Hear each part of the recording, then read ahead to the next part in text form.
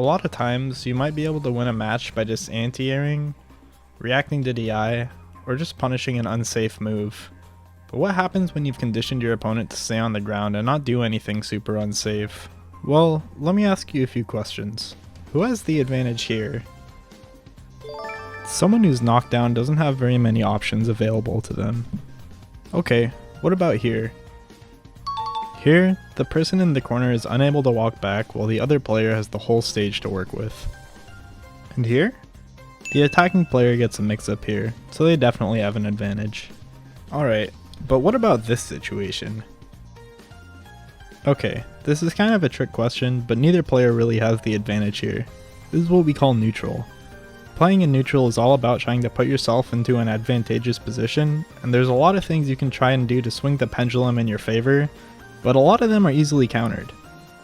The safest way to gain an advantage is by using your normals to poke at your opponent, while also blocking your opponent's attacks, or staying out of their range. A lot of characters' best pokes in this game are crouch medium kick. It hits low so it catches people walking, it's able to be cancelled into drive rush, and has pretty respectable range. You should know the max range of your pokes so that you don't overextend and end up eating one of your opponents. No matter how good something is though, it always has a counter. Here you can see Jamie dancing right outside of the range of Guile's crouch medium kick. Guile wants to hold his ground, so he'll press medium kick if he thinks Jamie will walk forward.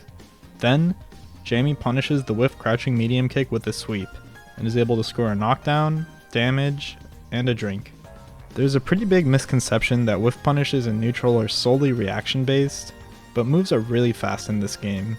You have to be actively thinking that your opponent's gonna whiff in order to punish it, and can't really be focused on too much else, unless your opponent whiffs a really big move. What happens if your opponent's just waiting for you to whiff though? In that case, they'll be walking back to try and get in a range to whiff punish, and a very effective strategy is just to keep walking forward, pushing him to the corner. But they can take a step forward as well and poke you. We can view this kind of neutral as a triangle. Walking forward beats whiff punishing, poking beats walking forward, and whiff punishing beats poking. If you want training this time, try and win a match online without jumping. It'll be really difficult, but you can do it if you focus on thinking about what your opponent's goals are. And anti-air them a lot. Thanks for watching. Next time, I'll be talking about offense.